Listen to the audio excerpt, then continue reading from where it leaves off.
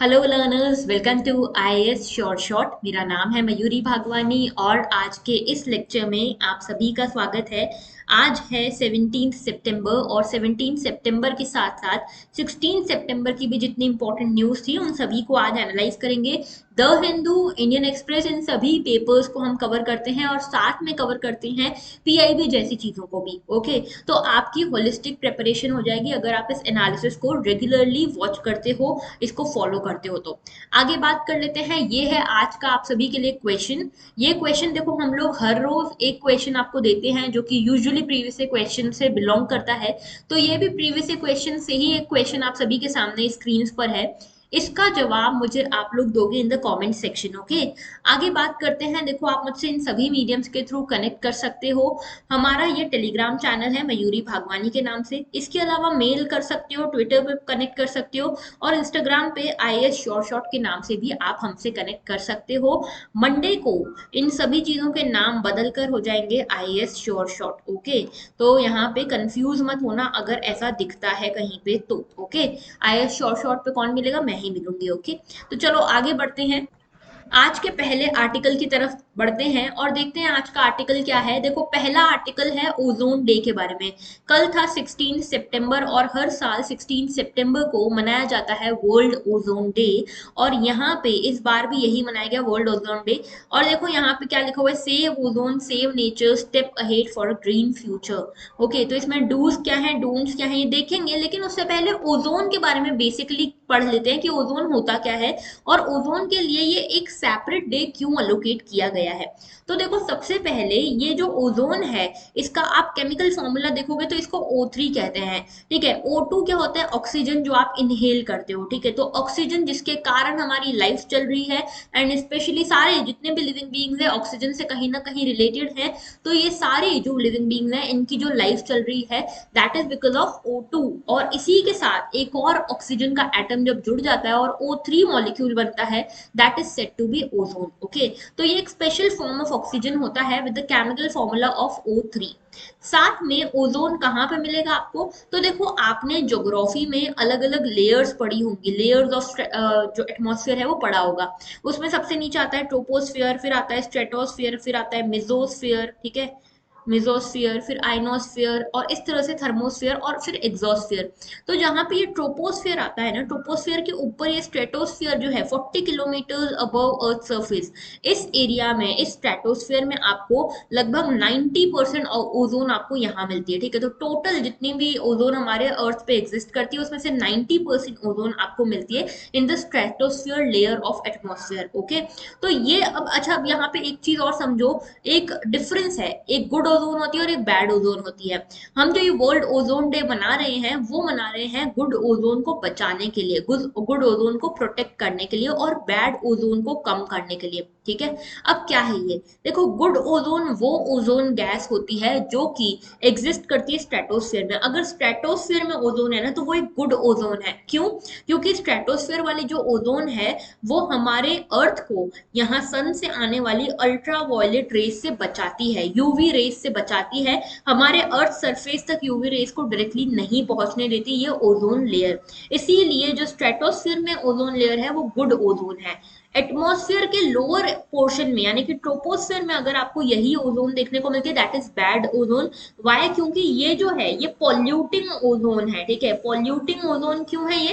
क्योंकि यहाँ पे देखो, जो ये गाड़ियां चल रही हैं, जो ये व्हीकल्स चल रही हैं, या जो भी यहाँ पे इंडस्ट्रीज एमिट कर रही हैं गैसेस, उन सभी के कारण ये ओजोन बनती है। ठीक है, सनलाइट, नाइट्रोजन ऑक्साइड्स और वोलेटाइल ऑर्गेनिक कंपाउंड्स के कारण ये ग्राउंड लेवल ओजोन बनती है जो कि एक तरह से पॉल्यूटिंग होती है। और this becomes one of the green house gases. और इस ग्रीन हाउस गैसेस के कारण ही क्लाइमेट चेंज जैसे फिनोमेना होते हैं। ठीक है, तो जब ओजोन स्ट्रेटोस्फेयर में है तब वो एक गुड ओजोन है, और जब स्ट्रेटोस्फेयर के नीचे ट्रोपोस्फेयर में ओजोन पाई जाएगी that would be a bad ozone. Okay, बहुत इंपॉर्टेंट है, याद रखना। ओके, आगे बात करते हैं। देखो, कुछ और बातें, अब हम बात कर रहे हैं गुड ओजोन की, गुड ओजोन को बचाने के लिए, इसको प्रोटेक्ट करने के लिए ही ये ओजोन डे लाया गया था।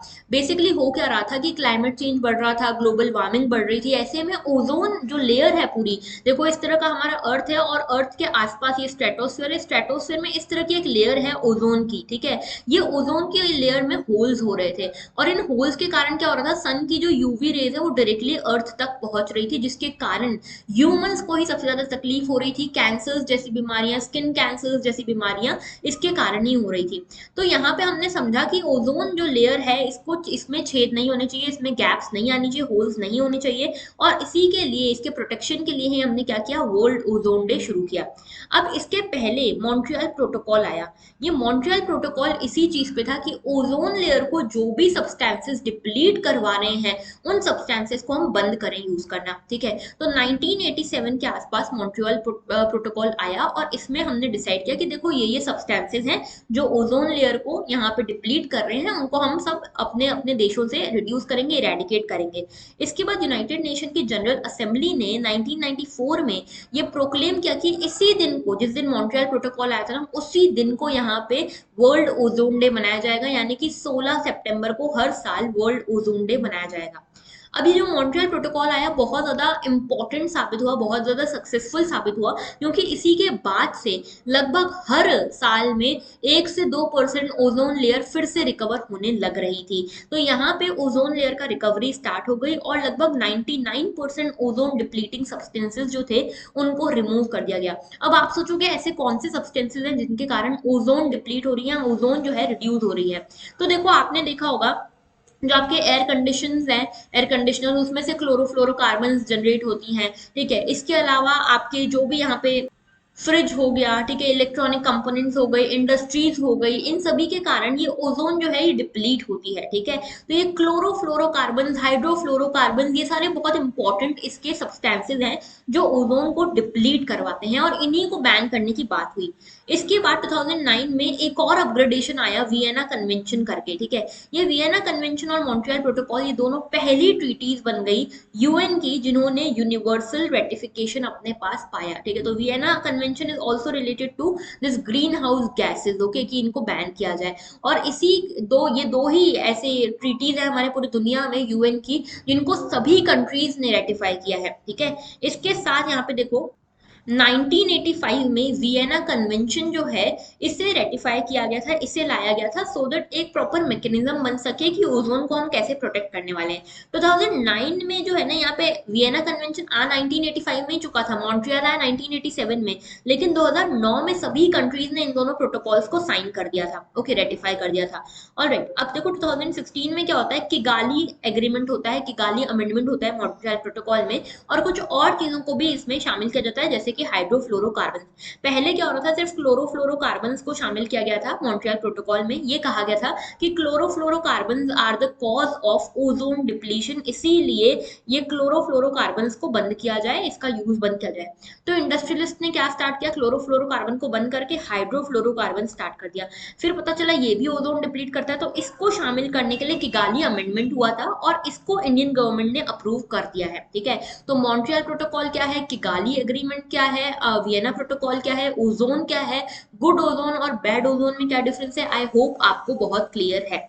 आगे बात करते हैं, नेक्स्ट इशू की बात कर लेते हैं, कल का ही इशू है, the eastern economic forum and India balancing act. अब देखो यहाँ पे ये रशिया दिख रहा है, रशिया का ये वाला एरिया, फार ईस्ट एरिया बोलते हैं इसको, रशिया फार ईस्ट बोलते हैं, ओके। यहाँ पे अब रशिया इसके यहाँ पे इन्वेस्टमेंट करवाने के लिए ईस्टर्न इकोनॉमिक फोरम लेकर आया है। अब जरा ये बात समझना, इंडिया बेचारा पहले से ही बहुत फंसा हुआ था, अब और फंस रहा है। कैसे? इंडिया ने अभी कुछ ही टाइम पहले Indo Pacific economic framework sign किया था, किसके साथ, यूएस के साथ, जिसमें यूएस और इंडिया ने ये बोला कि हम आपस में अच्छा ट्रेड वगैरह करेंगे, इकोनॉमिक कोऑपरेशन करेंगे। इसी के साथ अब रशिया लेकर आया इकोनॉमिक, ईस्टर्न इकोनॉमिक फोरम, जहां पे इंडिया को रशिया के साथ एंगेज होना है, ठीक है। दोनों में ही अपने अपने इंटरेस्ट है इंडिया के, ठीक है। अब यहाँ पे ये दोनों ही आपस में कट्टर दुश्मन बने फिर रहे हैं, यूएस और Russia, because of the Russia Ukraine war and ultimately the historical legacy, okay. Now अब ऐसे में इंडिया क्या करता है, क्या इंडिया ईईएफ को ज्वाइन करता है, नहीं करता, ये सारी चीजें हमको देखनी है। पहले तो आप समझो कि ये फार ईस्ट पोर्शन ये वाला है, ठीक है। अब रशिया चाहता है, रशिया बहुत बुरी सिचुएशन में अभी है, यूक्रेन के साथ युद्ध चल रहा है, इकोनॉमिकली बहुत क्राइसिस में चल रहा है, इकोनॉमिक इसके पास इन्वेस्टमेंट्स की इसको जरूरत है, इसीलिए ये इकोनॉमिक फोरम लेकर आया है जिसमें आसपास की कंट्रीज जैसे चाइना हो गया, इंडिया हो गया, साउथ कोरिया हो गया, ये इन्वेस्ट करें और रशिया को एक बैकएंड से सपोर्ट मिलता रहे रशिया यूक्रेन वॉर को अभी चलाने के लिए और रशिया यूक्रेन वॉर को जीतने के लिए। ओके, तो देखो अल्टीमेटली ये पूरी कहानी क्या है। कहानी ऐसी है कि अभी economic forum, eastern economic forum जो है ये होस्ट कर रहे हैं रशिया के प्रेसिडेंट, कहाँ पे, व्लादिवोस्तोक में, और ये हो रही है 5 से 8 सितंबर तक हुई थी, ठीक है। इसमें रशिया के फार ईस्ट तक हमको बिजनेस एक्सपांड करना है, इसके लिए ये पूरी फोरम लाई गई थी। ईस्टर्न इकोनॉमिक फोरम की शुरुआत 2015 से होती है, जहां पे रशिया के लीडर्स ये चाहते हैं कि रशिया के फार ईस्ट में फॉरेन इन्वेस्टमेंट आए, इसी के साथ इकोनॉमिक पोटेंशियल बढ़े, सब्सटेंशियल बिजनेस कंडीशन आए, इन्वेस्टमेंट अपॉर्चुनिटीज डेवलप हो इस रीजन में, ये सब कोशिशें हो रही हैं। और धीरे धीरे देखा ये जा रहा है कि जो प्रोजेक्ट्स इसमें इन्वॉल्व हैं, जो एग्रीमेंट्स इसमें इन्वॉल्व हैं, वो बढ़ते जा रहे हैं। ओके, अभी फोकस इंफ्रास्ट्रक्चर पे, ट्रांसपोर्ट प्रोजेक्ट्स पे, इसके अलावा mineral excavation, construction, industry, agriculture, इन सब चीजों पे है। ओके, नाउ देखो मेजर एक्टर्स कौन कौन है। अभी देखो फोरम जो है वो यहाँ पे एम ये कर रही है कि इंडिया, जो एशिया का, सेंट्रल एशिया वाला पोर्शन है, एशिया पैसिफिक वाला रीजन है, उसको कनेक्ट किया जाए इस फार ईस्ट से। जरा मैप फिर से देखो, ये देखो ये फार ईस्ट है, ठीक है, और यहाँ से यहाँ पे आएगा सेंट्रल एशिया और इसके भी बहुत नीचे आएगा इंडो पैसिफिक रीजन। ओके, अब आपको पता है इंडो पैसिफिक रीजन इतना इंपॉर्टेंट है और इसीलिए रशिया अपने इस पिछड़े हुए, इस एक्सक्लूडेड एरिया को यहाँ पे फिर से जिंदा करना चाहता है, फिर से यहाँ से ट्रेड वगैरह लाना चाहता है, इसीलिए यहाँ पे ये सारी बातचीत हो रही है। तो अभी देखो इकलौता सबसे बड़ा सहारा जो है रशिया का वो है चाइना। अभी तक फार ईस्ट एरिया में जितनी भी यहाँ पे इन्वेस्टमेंट हुई है उसमें से 90% जो इन्वेस्टमेंट है वो चाइना की साइड से हुई है। इसके अलावा रशिया जो है चाइनीज इन्वेस्टमेंट के ऊपर भरोसे से बैठा है 2015 से, और अभी जब यूक्रेन वॉर चल रहा है तब जब रशिया को इकोनॉमिक सैंक्शंस भुगतने पड़ रहे हैं, ऐसे में चाइना का सपोर्ट बहुत बड़ा सपोर्ट है रशिया के लिए। इसके अलावा ट्रांस साइबेरियन रेलवे के ऊपर काम चल रहा है, 4000 किलोमीटर जो लॉन्ग बॉर्डर शेयर करता है रशिया और चाइना, ये इसके ऊपर यहाँ पे रिसोर्सेज का लेना देना, इंफ्रास्ट्रक्चरल प्रोजेक्ट्स, कनेक्टिविटी प्रोजेक्ट्स यहाँ पे चल रहे हैं, ठीक है, रेल ब्रिज वगैरह भी यहाँ पे काम चल रहा है। इसके अलावा चाइना के साथ अब साउथ कोरिया भी आगे आ रहा है और साउथ कोरिया भी रशिया के साथ इंगेज कर रहा है इस एरिया में, जैसे शिप बिल्डिंग प्रोजेक्ट्स हो गए, इलेक्ट्रिकल इक्विपमेंट्स वाले प्रोजेक्ट्स हो गए। इसके अलावा फार ईस्ट डेवलपमेंट फंड एक बनाया गया है जिसमें $2 बिलियन यहाँ पे डाले गए हैं from the south Korea side. Okay, इसके अलावा जापान भी धीरे धीरे यहाँ पे इन्वेस्ट करने की कोशिश कर रहा है। जब शिंजो आबे का टाइम था ना तब यहाँ पे बहुत ज्यादा कोर इन्वेस्टमेंट हो रहे थे इस एरिया में, लेकिन अभी जैसे जैसे यहाँ पे गवर्नमेंट्स बदल रही हैं वैसे वैसे थोड़ा सा यहाँ पे जो इन्वेस्टमेंट है वो कम हो रहा है। एंड स्पेशली एक रीजन इसका है कुरील आइलैंड्स का डिस्प्यूट। ओके, तो कुरील आइलैंड्स आपस में यहाँ पे डिस्प्यूटेड है, रशिया और जापान दोनों क्लेम करते हैं कि कुरील आइलैंड्स इनके अपने अपने हैं, ठीक है। आगे बात कर लेते हैं और देखो नेक्स्ट है हमारा इंडिया। इंडिया जो है, इंडिया ने ऑफर किया है कि $1 बिलियन हम यहाँ पे लाइन ऑफ क्रेडिट आपको दे सकते हैं इंफ्रास्ट्रक्चर डेवलप करने के लिए, और हम आगे भी चाहते हैं कि आगे भी हम यहाँ पे इस एरिया में इन्वेस्ट करें और इस एरिया में रशिया के साथ मिलकर काम करें। Okay, okay, so I am so sorry for the background noise, क्योंकि आसपास कहीं कंस्ट्रक्शन का काम चल रहा है, इसीलिए थोड़ी बैकग्राउंड में आपको शायद नॉइज आ रही होगी। ओके, चलो आगे बात करते हैं। ईस्टर्न इकोनॉमिक फोरम का एम क्या है?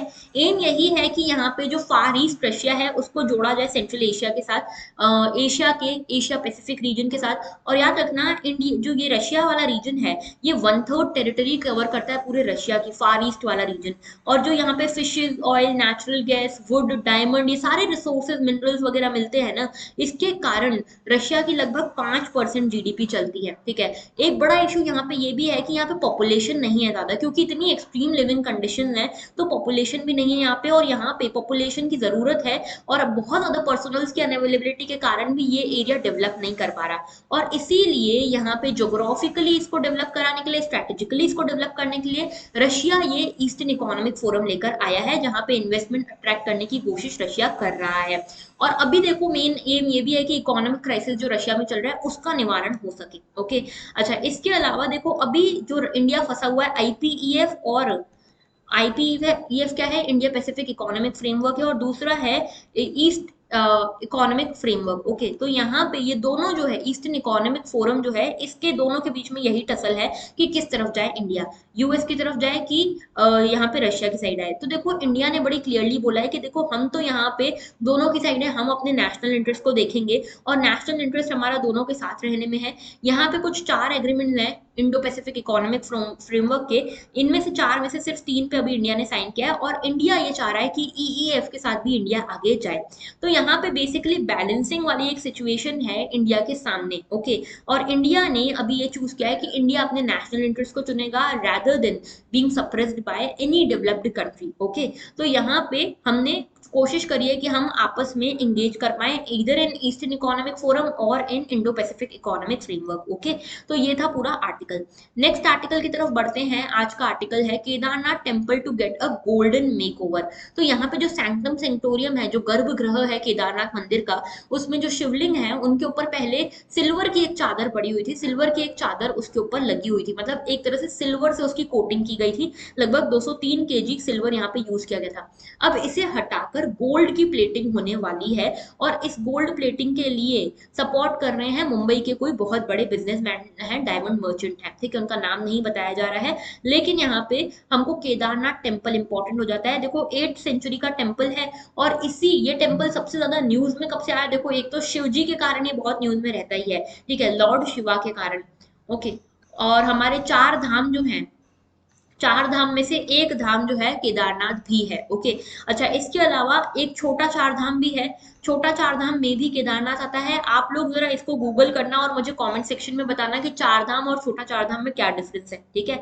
अच्छा, इसमें 2013 में एक बहुत बड़ा सा यहाँ पे फ्लड्स भी आई थी, ठीक है, डिजास्टर हुआ था। और इसके अलावा यहाँ पे हमारे जो प्राइम मिनिस्टर ने उन्होंने यहाँ पे लगभग 200 करोड़ रुपए कहा था कि हम यहाँ पे इन्वेस्ट करेंगे और यहाँ पे उससे ज्यादा इन्वेस्ट अभी तक हम कर रहे हैं इसको रेनोवेट करने के लिए और इसको और अच्छा बनाने के लिए पहले से। ओके, तो केदारनाथ टेम्पल के बारे में देख लो। सबसे पहले चीज तो ये एक सैक्रेड पिलग्रिम है, पिलग्रिमेज साइट है हिंदूज की।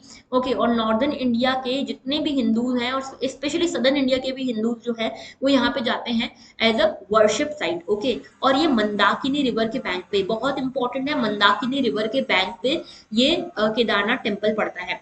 लॉर्ड शिवा को डेडिकेटेड है और यहाँ पे काफी अच्छा आर्किटेक्चर आपको देखने को मिलता है। साथ में यहाँ पे गर्भगृह भी है, मंडप भी है और यहाँ पे कॉनिकल रॉक फॉर्मेशन है टेम्पल के अंदर, ठीक है। और यहाँ पे कॉनिकल रॉक फॉर्मेशन को, जो शिवलिंग है उसको लॉर्ड शिवा के फॉर्म में, सदाशिव फॉर्म में इसको पूजा जाता है।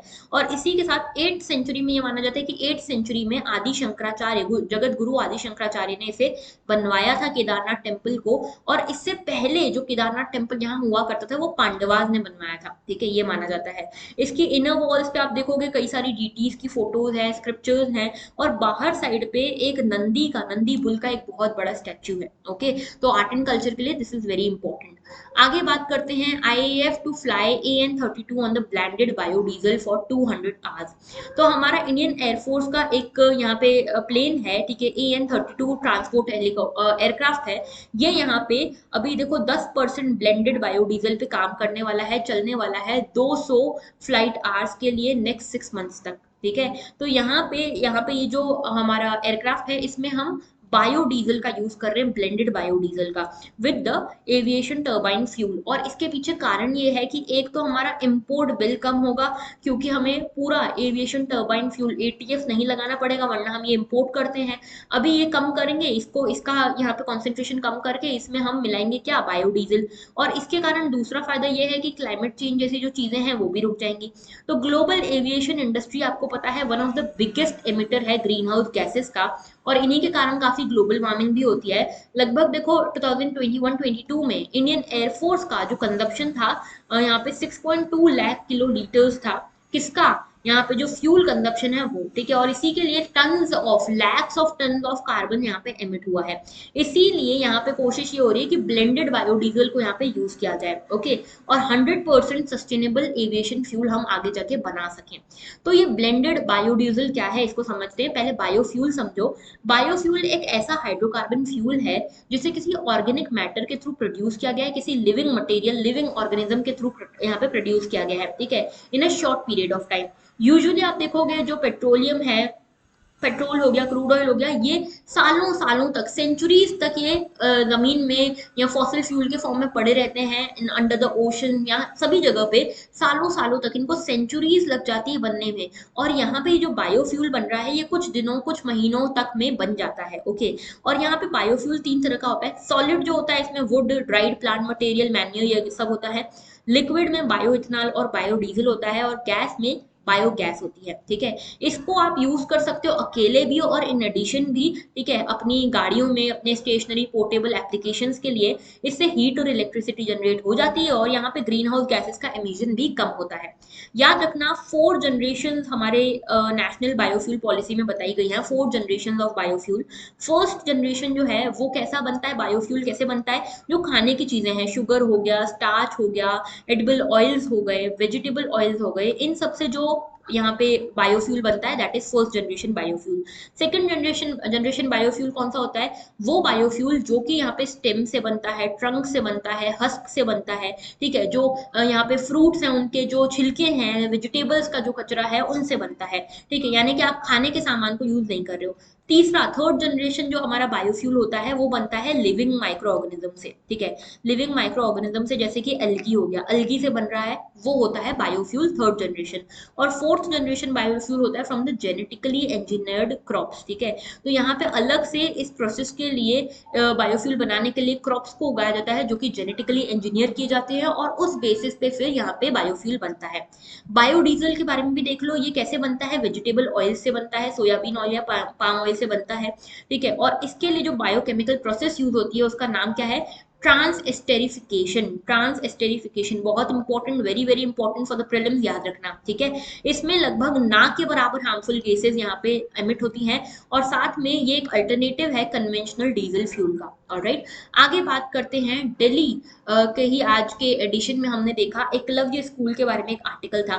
Eklavya school basically tribal population को यहाँ पे शिक्षित करने के लिए, उनमें लिटरेसी को बढ़ाने के लिए एकलव्य स्कूल्स लाए गए हैं, और इसी के लिए यहाँ पे ये जो कहा जा रहा है कि यहाँ पे ट्राइबल स्टूडेंट्स के लिए जो एकलव्य स्कूल है इनमें बहुत ज्यादा शॉर्टेज है टीचर्स की। ओके, तो यहाँ पे देखो एकलव्य स्कूलों के बारे में पहले देख लेते हैं, फिर आएंगे वापस से आर्टिकल पे।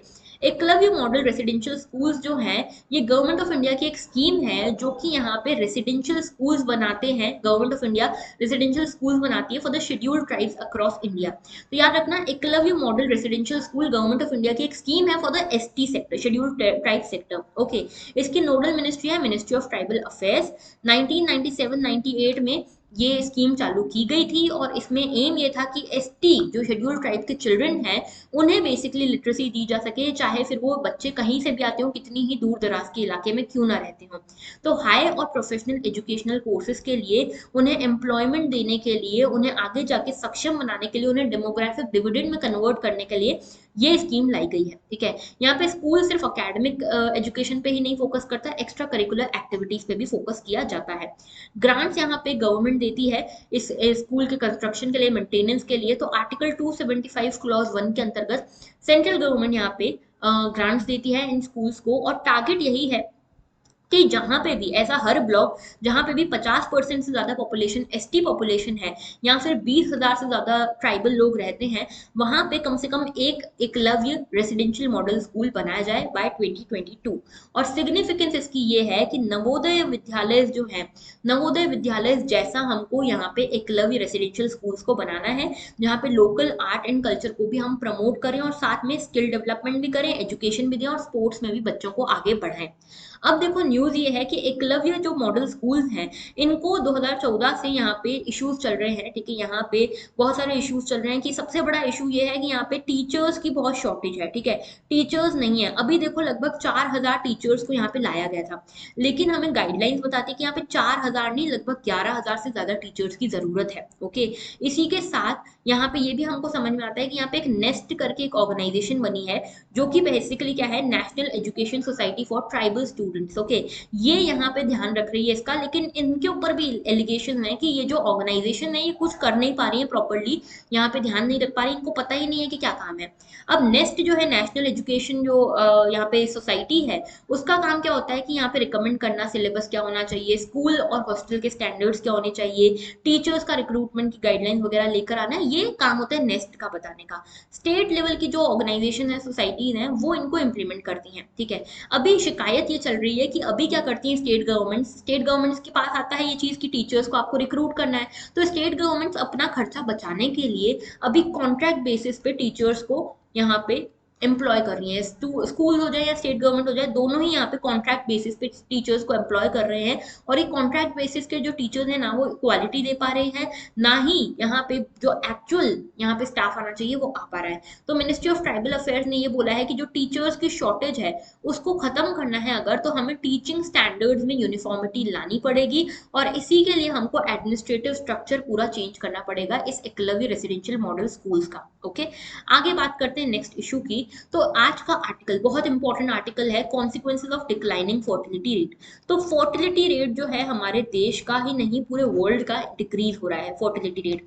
अभी कुछ दिनों पहले मैंने आपके साथ एक आर्टिकल भी शेयर किया था जिसमें मैंने बताया था कि जापान में इस तरह की कंडीशन आ गई है कि जापान में लोगों को सिर्फ एक कंपनी चाहिए कि हमारे साथ कोई कैफे में बैठ जाए, हमारे साथ कोई डॉक्टर के यहाँ विजिट करने चले, सिर्फ इस तरह की कंपनी चाहिए, क्योंकि उनके पास कोई कंपेनियन ही नहीं है, क्योंकि पॉपुलेशन इतनी कम हो चुकी है जापान की। इसीलिए जापान में ये स्कीम भी चालू हो गई कि कोई आपको आएगा, आप उसको हायर करो, जस्ट वो आपके साथ रहेगा बस, और कुछ नहीं करेगा, सिर्फ उसको अपने साथ रहने के लिए आप हायर कर सकते हो। ठीक है, तो ये कंडीशन हो रही है फर्टिलिटी डिक्लाइन होने से।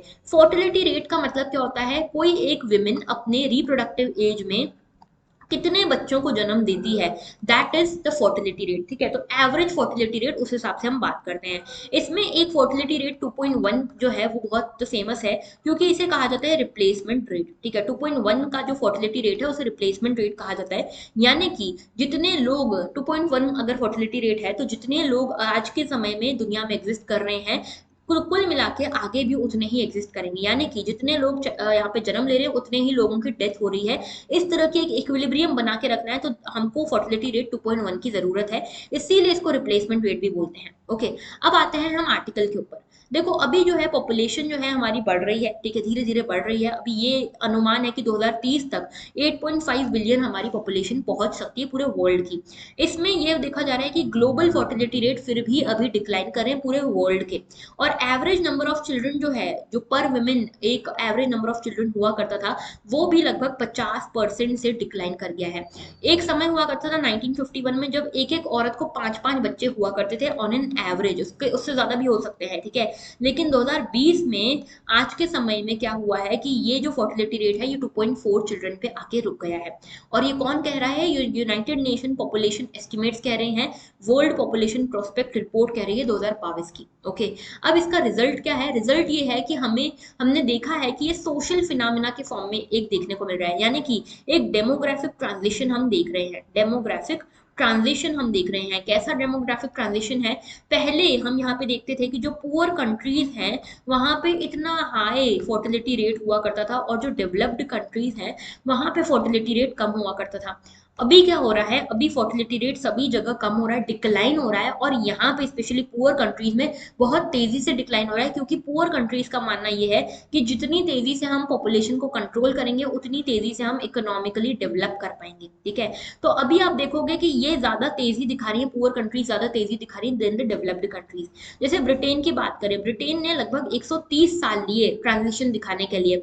पहले इनके यहाँ पे 1800 ईयर के आसपास एक वुमेन को 5 बच्चे हुआ करते थे, अब 1930 आ गया, उसके बाद जाके ये फर्टिलिटी रेट 2 पे आया। लेकिन साउथ कोरिया को देखो, साउथ कोरिया कोई इतनी डेवलप्ड कंट्री नहीं था पहले। ठीक है, 1965 से लेकर 1985 में ही इन्होंने ये लगभग 3 तक फर्टिलिटी रेट गिरा दिया। पहले इनके यहाँ पे भी 5 बच्चे हुआ करते थे साउथ कोरिया में ड्यूरिंग 1965, लेकिन इन्होंने 20 साल में ऐसी पॉलिसी चलाई कि यहाँ पे 20 साल में फर्टिलिटी रेट गिर के 2 या 2.5 तक रह गया। ओके, अभी ये कहा जा रहा है कि अभी जो सबसे ज्यादा पॉपुलेशन आने वाली है आने वाले टाइम में, वो आने वाली है सब सहारन रीजन से। ठीक है, सब सहारन अफ्रीकन रीजन से आने वाली है ये पॉपुलेशन। और जो फर्टिलिटी रेट है, अभी फर्टिलिटी रेट कई जगह पे 2.1 से भी कम हो चुका है। आप देखोगे साउथ कोरिया में तो 1.05% अभी 1.05 फर्टिलिटी रेट चल रहा है, मतलब रिप्लेसमेंट लेवल से भी कम हो गया है। ठीक है, तो यहाँ पे इंडियन सेटिंग की बात करें, इंडियन सेटिंग में फर्टिलिटी रेट जो है वो धीरे धीरे गिर रहा है। 2021 में हम यहाँ पे 2.0 पे भी आ गए थे फर्टिलिटी रेट में। Okay, national family health survey ने बताया है, और हमारा जो फर्टिलिटी रेट है वो भी कॉन्स्टेंटली गिर रहा है। नाउ देखो इंडिया का जो फर्टिलिटी रेट है वो उसने फिर भी टाइम दिया है। जैसे हमारे यहाँ पे पहले 6 बच्चे पर वुमेन हुआ करते थे, ठीक है, आज से 25 साल पहले। अब 25 साल के बाद यहाँ पे 5 बच्चे हो रहे थे, और आज के समय पे ऐसा समय आया है कि जहाँ 2 तक आ गया है हमारा फर्टिलिटी रेट। ओके, और इसी में भी बहुत ही कम, सिर्फ 5 स्टेट्स ऐसे हैं जो रिप्लेसमेंट लेवल से ऊपर जिनका फर्टिलिटी रेट है, जैसे बिहार हो गया, मेघालय, उत्तर प्रदेश, झारखंड, मणिपुर। इन एरियाज में ही यहाँ पे रिप्लेसमेंट लेवल यानी कि 2.1 से ज्यादा फर्टिलिटी रेट है, बाकी सब जगह इससे कम हो गया है। तो ये क्यों हो रहा है? क्योंकि कॉन्ट्रासेप्टिव्स का यूज बढ़ गया है, एवरेज स्कूलिंग सबकी बढ़ गई है, ठीक है, हेल्थ केयर का ज्यादा सब लोग ध्यान रख रहे हैं, मैरिज एज बढ़ गई है, चाइल्ड मैरिजेस जैसी चीजें नहीं हो रही है। अब देखो इसके कई सारे इम्प्लीकेशन है, पॉजिटिव्स भी हैं और नेगेटिव्स भी हैं, आपको जॉट डाउन करते चलना है। ठीक है, पॉजिटिव्स और नेगेटिव्स दोनों देखेंगे। इकोनॉमिक बेसिस पे देखो क्या इम्प्लीकेशन है। पहली चीज तो ये कि डेमोग्राफिक ट्रांजिशन हो रहा है, और ये जब लो फर्टिलिटी आती है ना, तो इसमें ज्यादातर वर्कफोर्स देखने को मिलती है कि ये मॉडर्न सेक्टर्स की तरफ बढ़ना शुरू करती है। ठीक है, मॉडर्न सेक्टर्स ऑफ इकोनॉमी की तरफ बढ़ना चालू करती है, यानी कि फर्टिलिटी रेट कम होते हैं तो देखने को मिलता है कि इकोनॉमिक डेवलपमेंट बढ़ने लगता है। ठीक है, और एजुकेशन जो है वो बढ़ने लगता है विमेन में, और इसके कारण फिर आगे जाके और फर्टिलिटी रेट कम होता है। इसी के साथ infrastructure development, education, health care, income rises, ये सब देखने को हमको मिलते हैं। लेकिन ये लोअर फर्टिलिटी जो है, ये लोअर फर्टिलिटी वाली जो विंडो है ना, वो आपके लिए एक छोटी विंडो बन जाती है यहाँ पे गेन करने के लिए। मतलब इसका आसान सी भाषा में मतलब समझो, इंडिया जो है, इंडिया को कहा जा रहा है कि इंडिया के पास अभी 30 से 35 साल है अपने डेमोग्राफिक डिविडेंड को यूज करने के लिए। यानी कि हमारी एक समय पे जब हमारी पॉपुलेशन रेट ज्यादा हुआ करता था, फर्टिलिटी रेट ज्यादा हुआ करता था, उसके कारण हमारी वर्किंग एज पॉपुलेशन बहुत ज्यादा हो गई है अब। ठीक है, तो ये वर्किंग एज पॉपुलेशन को यूज करने के लिए हमारे पास 30 से 35 साल की विंडो है। लेकिन क्योंकि अब हमारा फर्टिलिटी रेट डिक्लाइन हो रहा है, इसीलिए डर ये है कि आगे जाके ये वर्किंग एज पॉपुलेशन की विंडो हमें बहुत ही कम समय के लिए मिल सकती है। ओके, इसके साथ जो फर्टिलिटी रेट गिर रहे हैं, इसके का साथ एक अच्छी चीज हो रही है कि प्रेशर कम हो रहा है नेचुरल रिसोर्सेज के ऊपर, लैंड हो या कोई भी और रिसोर्स हो, एनवायरमेंट के ऊपर भी अच्छा असर पड़ रहा है। और ये जो विंडो है जहाँ पे कंट्री बेनिफिट्स अक्वायर कर सकती है, ये थोड़ी सी कम हो रही है, क्योंकि आगे जाके यही लोग, आज जो जवान है इतने सारे, वही लोग आगे जाके यहाँ पे बूढ़े होंगे, और उस टाइम ये चीज समझना कि मान लो अगर 100 लोग हैं, 100 में से अगर मान लो 50 आज इस एज ग्रुप में है, वर्किंग एज ग्रुप में है, ठीक है, वर्किंग एज वाली ग्रुप में है, और यहाँ पे मान लो कि 16 लोग जो हैं वो ओल्ड एज ग्रुप में हैं, बाकी सारे जो हैं बच्चे हैं, मान लो ऐसा। ठीक है, ये हाइपोथेटिकल सिचुएशन ले रहे हैं। अब क्या हो रहा है, ये यहाँ तक कैसे पहुंचे हम? हमारा फर्टिलिटी रेट हाई था, हमारा 3-4 बच्चे हर घर में हो रहे थे। अभी क्या हो रहा है, फर्टिलिटी रेट डिक्लाइन हो रहा है, और 2.1 से भी कम हो गया है, रिप्लेसमेंट लेवल से भी कम हो गया है। तो आगे जाके हमको देखने को क्या मिलेगा कि अभी तो हमें मजा आ रहा है क्योंकि ये 50 लोग काम कर रहे हैं और ये 16 लोग ही डिपेंडेंट है। ठीक है, लेकिन आगे जाके क्या होगा, ये 50 लोग हो जाएंगे बूढ़े, ठीक है, और ये 16 लोग तो रहेंगे ही नहीं तब तक। तब तक आएगी नई जनरेशन, और ये नई जनरेशन होगी बहुत कम। ओके, तो यहाँ पे जो डिपेंडेंट्स की संख्या है, कुछ समय बाद, आज से 35 साल 40 साल के बाद डिपेंडेंट्स की जनता जो है, संख्या जो है वो बढ़ जाएगी, और जो वर्किंग एज पॉपुलेशन होगी वो कम हो जाएगी। ठीक है, तो ये चीज हमको आगे लॉन्ग टर्म में देखने को मिल सकती है। यही चीज जापान के साथ हो रही है अभी। जापान ने एक समय था जब यहाँ पे इन्होंने फर्टिलिटी रेट को कम कर दिया था, और यहाँ पे डिपेंडेंसी रेशियो जो था वो बहुत कम था, क्योंकि सभी लोग काम कर रहे थे। लेकिन अब सबके सब एक साथ बूढ़े हो गए और डिपेंडेंसी रेट एकदम शूट कर गया है, और इसीलिए आज की डेट में ये कंट्री बहुत सारी फिस्कल प्रॉब्लम्स भी झेल रही है, क्योंकि हर किसी को सोशल सिक्योरिटी आपको देनी पड़ रही है, पेंशन वगैरह देना पड़ रहा है। साउथ कोरिया की बात करें तो साउथ कोरिया में तो जापान से भी कम फर्टिलिटी देखने को मिल रही है, और यहाँ पे ये लोअर फर्टिलिटी के लिए साउथ कोरिया भी कंटिन्यूसली काम कर रहा है।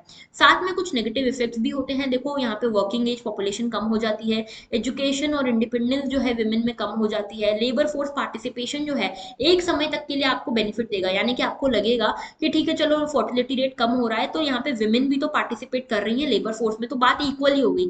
लेकिन ये विमेन वाला जो पार्ट है ना, लेबर फोर्स में पार्टिसिपेट करने वाला, ये कुछ समय तक ही आपको बेनिफिट देगा। उसके बाद जो बेनिफिट आप गेन कर सकते थे because of the high fertility, वो नहीं कर पाओगे। ओके, तो प्रोडक्टिविटी जो है वो गिर रही है धीरे धीरे, और यहाँ पे एजुकेशन और टेक्नोलॉजिकल एडवांसमेंट हो रहा है, आर्टिफिशियल इंटेलिजेंस आ रही है, लेकिन फिर भी प्रोडक्टिविटी जो है वो धीरे धीरे कम होने लगी है, ठीक है। और इसी के कारण हमारा ह्यूमन काइंड की जो कैपेसिटी है वो कम होने लगी, काम करने की क्षमता कम होने लगी, और इसीलिए हमारा जो प्रोडक्टिविटी होनी चाहिए वो नहीं हो पा रही।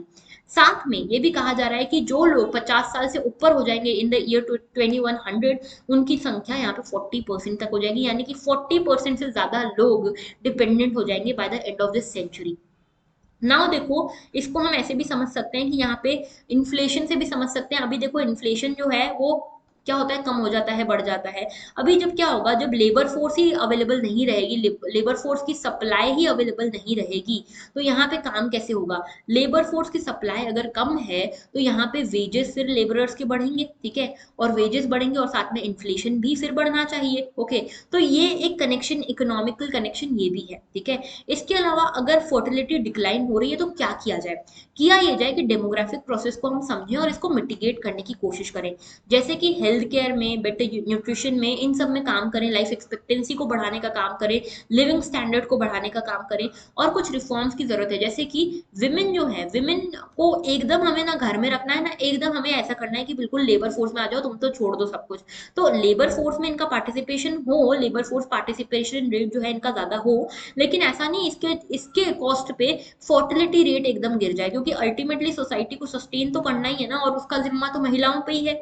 तो फर्टिलिटी रेट एक लेवल का 2.1 लेवल का बना रहे, और साथ में लेबर फोर्स पार्टिसिपेशन रेट भी हो, और जो महिलाएं सिर्फ हाउसेस में बंद हैं, हाउसवाइफ बनी हुई हैं, उन्हें भी हम लेबर फोर्स पार्टिसिपेशन रेट में शामिल करें, लेबर फोर्स में शामिल करें। साथ में जो कंट्रीज हैं, कई सारी कंट्रीज तो कैसे कैसे एक्सपेरिमेंट कर रही है अपने पॉपुलेशन को बढ़ाने के लिए, फर्टिलिटी रेट को बढ़ाने के लिए। ये देखो, जर्मनी जो है, जर्मनी ने ये बोला है कि जब से लेबर लॉज हमने इजियर करे हैं, स्ट्रिक्ट कम करे हैं, तब से यहाँ पे बर्थ बूस्ट हो गए हैं। और यहाँ पे ये कहा जाता है कि जो भी पर्सन यहाँ पे, अगर उसकी प्रोडक्टिविटी अच्छी है, प्रोडक्टिविटी इन केस मतलब फर्टिलिटी अगर अच्छी है, और यहाँ पे वो 2 से ज्यादा बच्चे कर रहा है, तो उसको एक्स्ट्रा पेरेंटल लीव्स दी जाएंगी। इसके अलावा देखो, डेनमार्क ये बोलता है कि हम खुद से आपका आईवीएफ ट्रीटमेंट कराएंगे, ठीक है। अगर जो भी कपल्स को बच्चे नहीं हो रहे हो तो उनके लिए आईवीएफ ट्रीटमेंट होता है, तो गवर्नमेंट बोलती है कि हम स्पॉन्सर करेंगे, आप टेंशन मत लो। इसके अलावा पोलैंड ने तो ये तक कह दिया है कि जिनके भी 2 से ज्यादा बच्चे होंगे उनको मंथली पेमेंट हम करेंगे, मंथली कैश इंसेंटिव हम देंगे। रशिया ने बोला है कि हम यहाँ पे आपको वन टाइम पेमेंट करेंगे अगर आप यहाँ पे अपने सेकंड चाइल्ड को जन्म देते हो, यानी कि अगर आप सेकंड चाइल्ड की तरफ जाते हो, सेकंड चाइल्ड को जन्म देते हो, तो वन टाइम पेमेंट हम करेंगे। और अगर किसी केस में अगर कोई विमेन जिसके 10 से ज्यादा बच्चे हैं, तो उनको मदर हेरोइन का टाइटल यहाँ पे दिया जाएगा with a payment of 13 lakh rupees, ये चीज भी कही जा रही है। तो रशिया इस तरह के इंसेंटिव भी दे रही है। तो अभी जो है डेमोग्राफिक डिविडेंड हमारे यहाँ पे है, लेकिन यहाँ पे फर्टिलिटी रेट जो गिर रहा है ना, वो एक कंसर्न का इशू है। और इसीलिए इंडिया की जो वर्किंग एज पॉपुलेशन है वो बढ़िया चल रही है अभी, लेकिन हमें इसकी तरफ भी ध्यान देना है कि हम लिबरल करें लेबर लॉस को, हम यहाँ पे female labour force participation rate को बढ़ावा दें, न्यूट्रिशन को बढ़ावा दें, हेल्थ को, एजुकेशन को बढ़ावा दें, सो दैट हमारा जो सप्लाई है और जो डिमांड है वो मैच कर सके और हमारी इकोनॉमिक प्रोडक्टिविटी अफेक्ट ना हो, ओके। ऑलराइट, तो ये था हमारा पूरा एडिटोरियल, इसके पॉइंट्स जरूर से जॉट डाउन कर लेना। इसके साथ देखो, कल का क्वेश्चन ये है, लोकसभा की एक्सक्लूसिव पावर, यानी कि ऐसी पावर जो सिर्फ लोकसभा के पास है, उसके बारे में पूछा गया है। पहला आर्टिकल, पहला हमारा स्टेटमेंट था, तो देखो पहला स्टेटमेंट हमारा था कि इमरजेंसी के डिक्लेरेशन को रेटिफाई करने का काम, तो क्या ये सिर्फ लोकसभा का है? नहीं, ये सिर्फ लोकसभा का नहीं है, लोकसभा राज्यसभा दोनों पार्टिसिपेट करते हैं, तो ये ऑप्शन गलत हो गया। थर्ड ऑप्शन देखो, प्रेसिडेंट ऑफ इंडिया को इम्पीच करना, इसमें भी लोकसभा राज्यसभा दोनों पार्टिसिपेट करते हैं, तो ये ऑप्शन भी गलत हो गया। एक्सक्लूसिव पावर्स के बारे में पूछा गया है, सेकंड स्टेटमेंट सही है। नो कॉन्फिडेंस मोशन जो है काउंसिल ऑफ मिनिस्टर्स का, वो सिर्फ लोकसभा में पास होता है, तो इसका सही आंसर होगा B2 ओनली, ओके। तो यहाँ पे ये तो हो गई बात। और कल का क्वेश्चन ये था, how is India moving from non alignment to multi alignment in the challenge in the changing global order. तो देखो आपको क्या करना चाहिए था, इंट्रोडक्शन में पहले तो बताओ what do you mean by this changing global order, global order कैसे चेंज हो रहा है, what are the geopolitical situation जिसके अंदर आप इस तरह के क्वेश्चन को एड्रेस करने वाले हो, ठीक है। इंट्रोडक्शन के बाद अब आप आओगे बॉडी पे, और बॉडी में आपको बताना चाहिए था कि पहले हमारी नॉन अलाइनमेंट वाली पॉलिसी कैसी थी, हमने क्या क्या किया है नॉन अलाइनमेंट के अंतर्गत, और अब हम कैसे एक शिफ्ट देख रहे हैं टू मल्टी अलाइनमेंट, और ये मल्टी अलाइनमेंट का मतलब समझाना है, किस किस तरह से हम मल्टी अलाइनमेंट की तरफ बढ़ रहे हैं ये बताना है, एंड एंड में आपको देना है एक कंक्लूजन। और कंक्लूजन कैसा होना चाहिए, ऑप्टिमिस्टिक होना चाहिए कि भाई हमारे लिए आज के समय पे रियलिस्टिक फॉरेन पॉलिसी सही है, क्योंकि हमारे लिए सबसे ज्यादा इंपॉर्टेंट हमारा नेशनल इंटरेस्ट है, and no other thing is important for us for now. Okay, तो इस तरह से आप यहाँ पे कंक्लूजन दे सकते थे। आज मैं आपको कोई क्वेश्चन नहीं दे रही हूँ, मैं मेरी आपसे बस एक गुजारिश है कि हमने कल ही टेलीग्राम पे पोस्ट किया था हमारा यूपीएससी सीएसई मेंस का पेपर, ठीक है, जो हमारा अभी पेपर्स चल रहे हैं मेंस के, ठीक है, उसमें कल ऐसे का पेपर हुआ।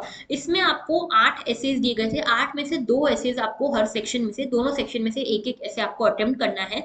ये अटेम्प्ट करने का मैं इसीलिए कह रही हूँ क्योंकि कल यानी कि संडे को हम आपके लिए लेकर आने वाले हैं एक लाइव ऐसे एनालिसिस सेशन, जिसमें आपको मैं बताऊंगी कि आपको क्या क्या सही करना चाहिए अपने एसेज में और किस तरह से इन एसेज को अप्रोच करना चाहिए, ठीक है। तो अगर आप चाहते हो कि आप अपनी एसेज में बहुत अच्छा करो, देखो एक चीज समझना, 8 एसेज आए थे और 8 में से लगभग 7 एसेज फिलोसॉफिकल एसेज थे, ठीक है। तो इसीलिए अब जो है ना ऐसे का पैटर्न बदल रहा है, ट्रेंड बदल रहा है और डिफिकल्टी लेवल जो बढ़ रहा है, ठीक है। अब इसमें आपको समझना चाहिए कि जो फिलोसॉफिकल एसेज हैं उनका सीधा संबंध होता है एथिक्स से, इसीलिए एथिक्स भी अब ज्यादा इंपॉर्टेंट हो जाता है, क्योंकि एथिक्स से ही जुड़ा हुआ है ये ऐसे वाला पोर्शन। तो आप अगर फिलोसॉफिकल एसेज में अच्छा करना चाहते हो तो आपका ऑटोमेटिकली एथिक्स अच्छा होना चाहिए। तो इसीलिए एथिक्स और ऐसे की तरफ थोड़ा ज्यादा ध्यान दो, और मैं कल आपको बताऊंगी कि ऐसे एसेज को आपको कैसे टैकल करना चाहिए।